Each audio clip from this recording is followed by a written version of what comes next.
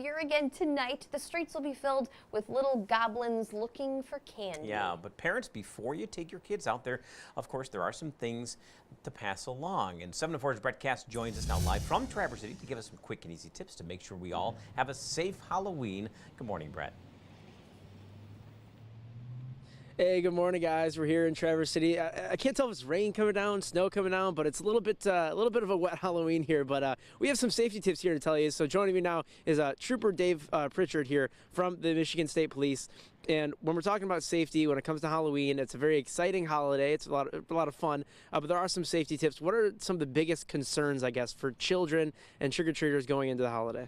Right. We want to remind everyone that according to AAA, statistically, Halloween is the deadliest day of the year for car pedestrian accidents, and children are twice as likely to be struck and killed by a car today. However, there's things that they can do to be safe and enjoy tonight.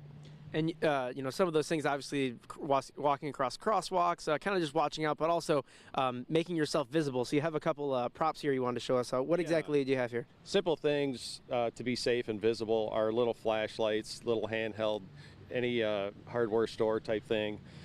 There's a lot of protective clothing out there. We have these vests that we wear as troopers, but most stores will sell that, so they're visible, and there's cones available to put over like a flashlight or a glow stick so kids are visible.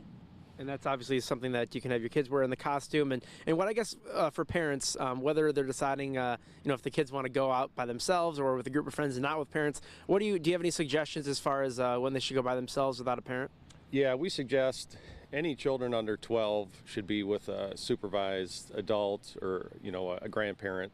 And if you're over 12, stay in a group. Never, ever, ever go out alone tonight on Halloween.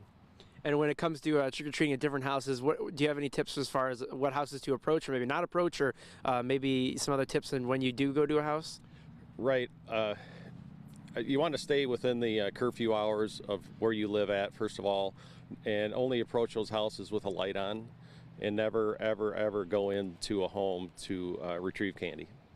And I guess, is there anything else as far as when kids go to the trick-or-treat and they pick up candy, any tips on what they should look out for when they're sorting it out, maybe trading with their friends, what they should look for exactly? Right. You want to go home and at least inspect that with your parents. You know, if it's unwrapped or it's open, certainly don't eat it. Just throw that away. If you have any concerns or find something unusual, call the state police or your local sheriff.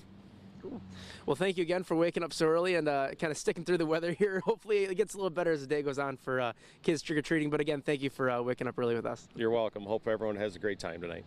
Gotcha. Well, happy Halloween to everyone out there and all those trick-or-treaters going out tonight. But for now, reporting in Traverse City, Brett Cass, 7 to 4 News. Yes, definitely some safe tips there for the kids. And of course, 5 to 8 p.m. is pretty much the typical time for trick-or-treating tonight.